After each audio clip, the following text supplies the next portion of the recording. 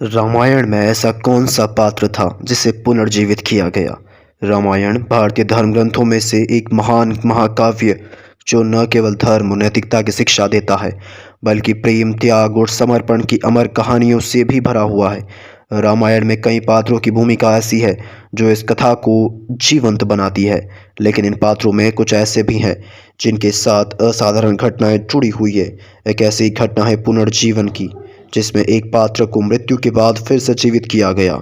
यह कथा है लक्ष्मण की, जो भगवान श्री राम के छोटे भाई और उनके सबसे वफादार अनुयायी थे। लक्ष्मण को युद्ध के दौरान मृत घोषित किया गया था, लेकिन उनके पुनर्जीवन की कहानी रामायण की सबसे महत्वपूर्ण घटनाओं में से एक है। लक्ष्मण महाराज दशरथ की और रानी सुमित्रा के पुत्र थे। वे भगवान राम के छोटे भाई थे और उनके प्रति अटूट निष्ठा रखते थे। राम के वनवास के समय लक्ष्मण ने उनकी सेवा करने का व्रत लिया। रामायण ने लक्ष्मण का चरित्र त्याग, निष्ठा और वीरता का प्रतीक है। लंका के युद्ध के लक्ष्मण के कई असुर योद्धाओं को पराजित भी किया। इंद्रजीत, मेघनाथ जैसे शक्तिशाली राक्षस से युद्ध करना उनकी वीरता का प्रमाण है। लंका के युद्ध में रावण के पुत्र मेघनाथ, जिन्हें इंद्रजीत भी कहा जाता है, एक महान योद्धा थे। मेघनाथ को कई दिव्य अस्त्रों का ज्ञान था।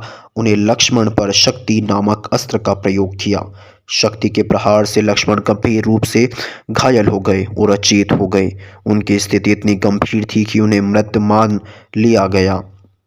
लक्ष्मण की स्थिति से भगवान राम को गहरे शोक में डाल दिया। राम ने कहा कि यदि लक्ष्मण जीवित नहीं रहे तो उनके लिए युद्ध करना व्यर्थ होगा।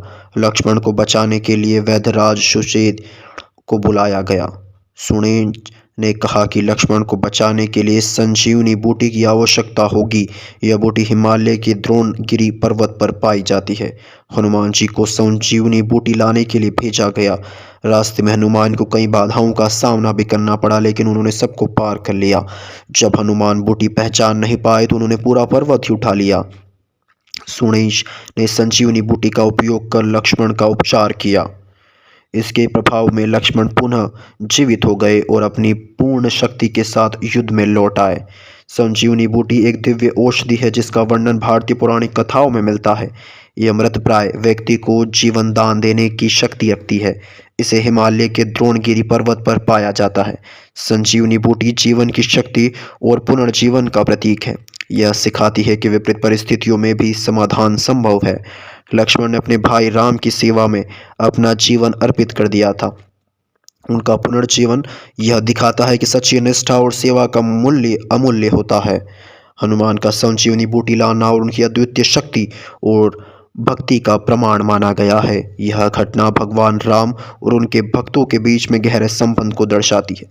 जटायु ने सीता की रक्षा के लिए रावण से युद्ध किया और गंभीर रूप से घायल हो गए।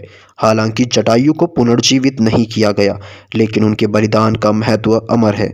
राम और उनकी सेना ने समुद्र पर पुल बनवाने के लिए प्रार्थना की।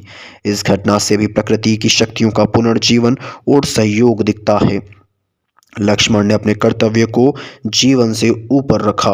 उनका पुनर्जीवन यह सिखाता है कि कर्तव्य पालन से बड़ी कोई चीज नहीं है।